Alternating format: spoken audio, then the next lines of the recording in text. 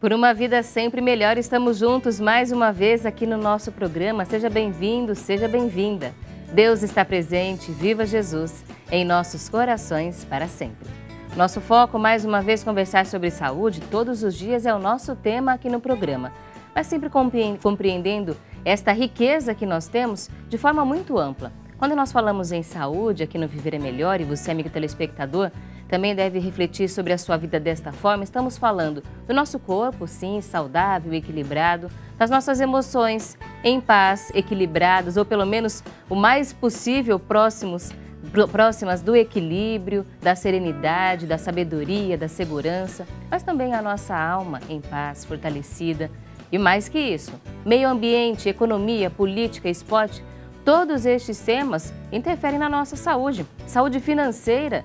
Quem é que nunca teve um problema de saúde física mesmo, uma dor de cabeça, uma dor de estômago, só de pensar nos problemas financeiros que tinha para resolver? Como é que a gente vai dizer, então, que tudo isso não tem a ver com a nossa qualidade de vida? Tem, claro que tem. É por isso que aqui no programa nós sempre pensamos em saúde dessa forma. Você é o nosso convidado também a refletir sobre ela e participar do nosso programa. O convite é permanente. Pode ligar para a gente, escrever, mandar suas perguntas sobre o tema do dia. Eu já vou te contar qual é o tema de hoje e pode fazer suas sugestões também. 0310 07 940 ou boavontade.com/TV. Com essas duas formas você pode participar do nosso programa.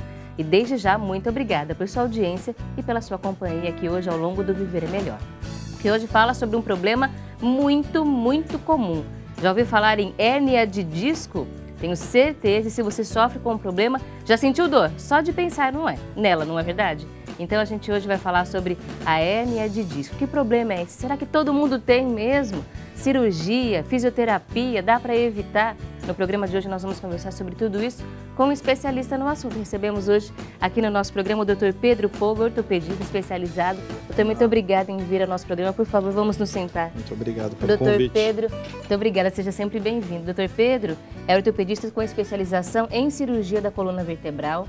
É membro da Sociedade Brasileira de Ortopedia e Traumatologia, membro da Sociedade Brasileira de Coluna e membro da Sociedade Americana de Pesquisa Ortopédica. Doutor, como é composta a nossa coluna vertebral? A gente sabe que ela é muito complexa, a gente tem aqui até um modelo dela. Explica pra gente, que composição é essa?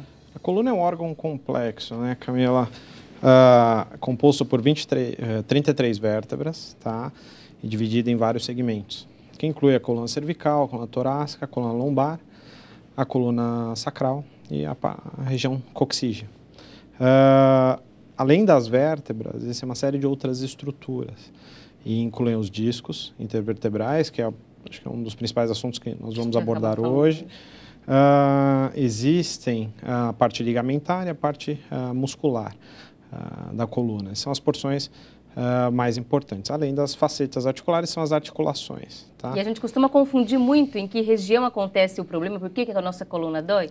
Se é a questão do disco, se está no nervo, a gente confunde muito ainda, doutor? Na verdade, é super complexo, é uma doença muito difícil de diferenciar exatamente a causa da dor. Existe uma dificuldade grande, às vezes, de você localizar se a dor ela é de origem discogênica, se é uma dor de origem facetária, e tudo isso, por isso que o exame clínico é muito importante, uma avaliação completa do paciente é importante e, lógico, hoje em dia com a propedêutica armada, que a gente chama que são os exames complementares, eles são fundamentais para a gente conseguir localizar e fazer o tratamento específico para aquele tipo de doença e daquele tipo de acometimento, setor acometido da coluna. Quando a gente conversa com as pessoas, o que elas mais descrevem, pelo menos que eu mais conheço, a maioria fala da hérnia de disco. Sim. Explica pra gente, então, o que é a hérnia de disco?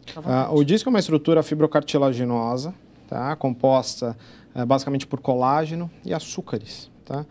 E ele tem duas porções principais, que é o ânulo fibroso, que é a região mais externa do disco, tá?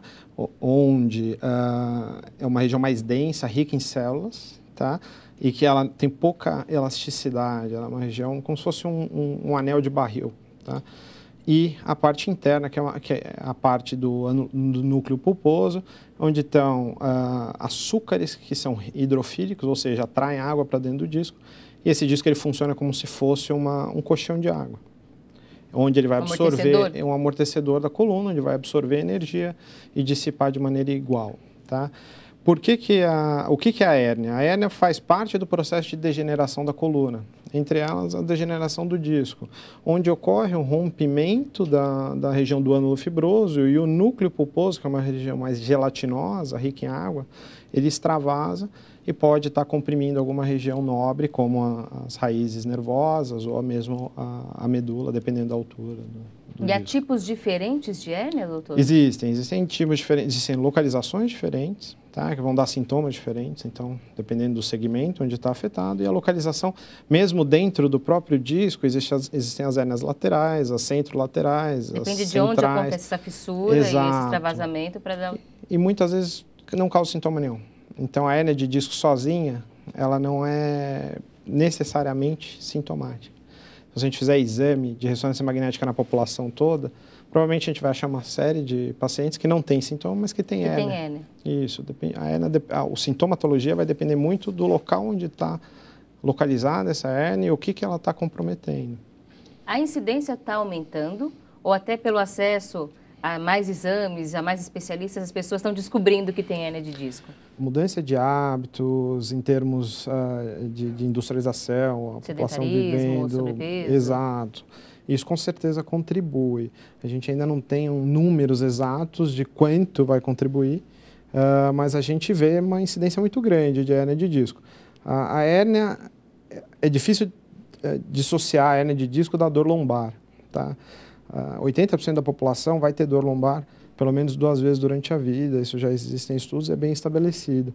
Agora, se essa dor ela é secundária, uma hérnia de disco ou não, isso já é um outro assunto.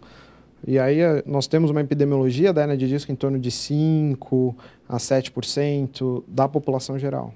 População brasileira ou mundial? Mundial. Tá? Dados brasileiros são mais difíceis de pesquisas, ser exato.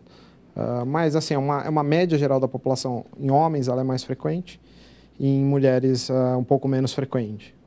E no próximo bloco, a gente vai falar, então, sobre esses fatores que podem causar hérnia de disco. O doutor falou sobre sedentarismo, obesidade, e a gente vai falar de outras questões, genética, sabe aquela história de que todo mundo na minha família tem? Será que eu tenho que ter também? No próximo bloco, a gente vai falar sobre essas causas e sobre os sintomas. Quais são as formas que nós temos para reconhecer a hérnia de disco? Será que a gente consegue perceber? No próximo bloco, o doutor explica tudo para a gente. Peço licença ao nosso convidado. E hoje no programa nós vamos falar sobre esse tema, contando também com a sua experiência. Por isso, você que nos assiste, tem hérnia de disco, tem algum problema na coluna, pode ligar para a gente, faça sua pergunta, fique à vontade. Nós teremos tempo para responder todas as dúvidas, por isso, ligue para nós, 0310 07 940.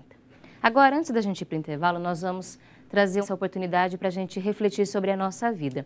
Quando a gente fala aqui de saúde, que nós destacávamos há pouco, as várias frentes de saúde, a gente começa a ver o quanto é importante que nós consigamos fazer boas escolhas na nossa vida. A gente tem o tempo todo que tomar decisões, que manter a disciplina, que ter bons hábitos. É um grande desafio e muitas vezes vem aquela carga pesada sobre as nossas costas.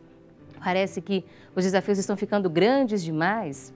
E aí nessa hora que nós temos que tomar algumas atitudes, entre elas a de continuar trabalhando, de nos fortalecermos, mas também a atitude, o cuidado de fazer as escolhas certas, porque se nós fizermos sempre as melhores escolhas, elas não trarão cargas pesadas para a nossa vida, elas nos ajudarão a aliviar um pouco deste trabalho, desta sobrecarga que nós podemos sentir. Então, fazer as escolhas corretas deve ser sempre um objetivo nosso, uma meta, todos os dias, a todo momento. Antes de tomar uma decisão, refletir, será que essa é a melhor escolha que eu posso tomar? Não, nem sempre vai ser a que eu quero, mas tem que ser a melhor. E nós vamos refletir então sobre a importância de nós estarmos prontos para reconhecer as melhores escolhas ao longo da nossa vida. Hoje no programa, essa é a nossa reflexão, a importância de nós termos essas melhores opções, inclusive para cuidar melhor da nossa saúde. Aqui no livro Como Vencer o Sofrimento, que nós vamos estudar hoje algumas páginas dele ao longo do programa, jornalista Paiva Neto, na página 47 dessa versão Pocket que eu tenho em mãos, escreve o seguinte, um alerta a todos nós, um recado, para que nós pensemos bem sobre a nossa vida. Escreve o autor. Afaste de si a ociosidade.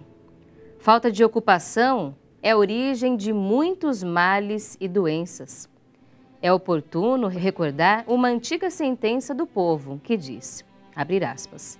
Cérebro desocupado é a oficina do diabo. Fechar aspas.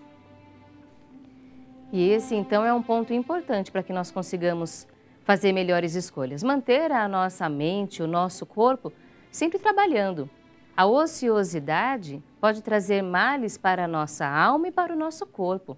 Sedentarismo, por exemplo, é uma demonstração desta afirmação que o jornalista Paiva Neto nos traz aqui, mas também quando deixamos os nossos pensamentos vazios, quando não ocupamos o nosso tempo, a nossa força de trabalho, começam a aparecer ideias negativas, pensamentos ruins, sentimentos que não colaboram em nada para a nossa vida. Então, afastar a ociosidade é um ato de coragem que todos devemos ter e para promover e prevenir os problemas para a nossa vida, na saúde física, emocional e espiritual. No próximo bloco a gente continua conversando sobre essas boas escolhas para a nossa saúde, para a nossa vida. Especialmente você, amigo telespectador, pode participar do nosso programa hoje fazendo também as suas perguntas, as suas sugestões e do Momento Ecumênico de Preces. Ligue 0310 07 940. Até já.